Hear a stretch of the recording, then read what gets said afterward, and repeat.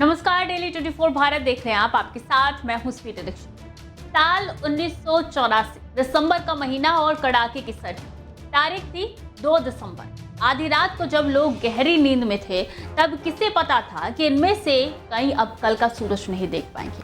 ये कहानी है भोपाल गैस त्रासदी की। भोपाल के इतिहास का वो काला दिन जिसे याद कर आज भी लोगों की रूह कांप जाती। चलिए फ्लैशबैक में चलते। 2 दिसंबर 1984 की आधी रात का समय। अमेरिकी कंपनी यूनियन कार्बाइड के भोपाल कारखाने में गिने चुने कर्मचारी काम कर रहे थे। इस कारखाने में कीटनाशक बनाने का काम होता था जिसे मेथाइल आइसोसाइनेट नाम की गैस की मदद से बनाया जाता था।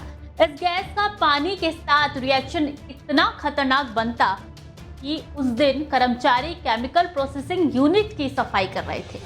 इसकी सफाई में इस्तेमाल पानी बहते हुए गैस के स्टोरेज टैंक तक पहुंच गया। धीरे धीरे गैस ने पानी के साथ रिएक्ट। इसका पता भी तब चला जब वहां मौजूद कर्मचारियों की आंखें जलने लगी। इस त्रासदी में बचे लोग बताते हैं कि कारखाने में अचानक सायरन की आवाज आई। पहले लगा कि मॉक ड्रिल चल रही है। बाद में जब सबकी आंखें जलने लगी और सांस लेने में तकलीफ हुई तो पता चला कि ये आपातकाल का सायरन है। इस सायरन की आवाज और लोगों में मची अफरा तफरी से पूरे शहर में हाहाकार मच गया। जिसको जहां जगह मिली वो वहां पे समझ जा रहा था। वो उसी तरफ दौड़ता जा रहा था और उस काली रात को याद कर आज भी लोगों की आंखों में आंसू आ जाते। 3 दिसंबर की सुबह मातम की सुबह थी। गैस का असर कम हो चला था। बाहर से मदद आ गई। सड़कों पर चारों ओर लाशें ही लाशें बिखरी थी। अस्पतालों में इतनी भीड़ थी कि उनके गेट बंद तक नहीं हो पा रहे थे। शुरुआत में डॉक्टर्स को कुछ समझ ही नहीं आया कि आखिर हुआ क्या है। हालांकि सबके एक ही लक्षण और बाद में मिली जानकारी से डॉक्टर्स ने ट्रीटमेंट शुरू कर दिया।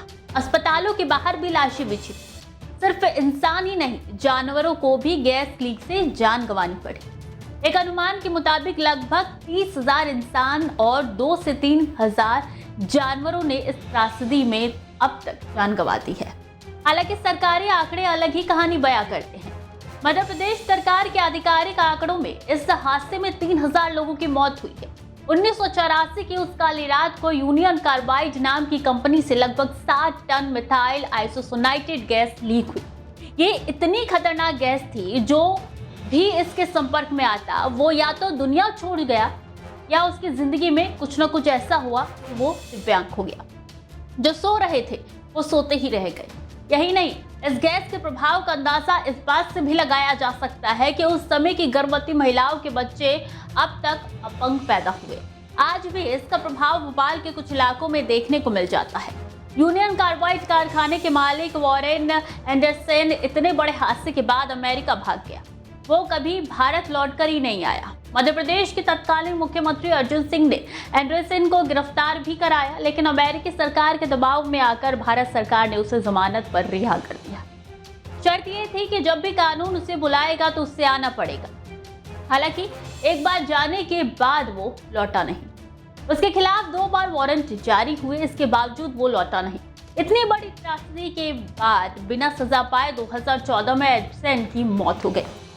भोपाल गैस कांड को अब 40 साल हो चुके हैं। हादसे में पीड़ित के इंसाफ की डगर भी लगभग इतनी ही लंबी है। इस हादसे में मृत लोगों के आंकड़ों को लेकर विवाद हो रहा है। आधिकारिक और वास्तविक मौतों में कई हजार का अंतर है।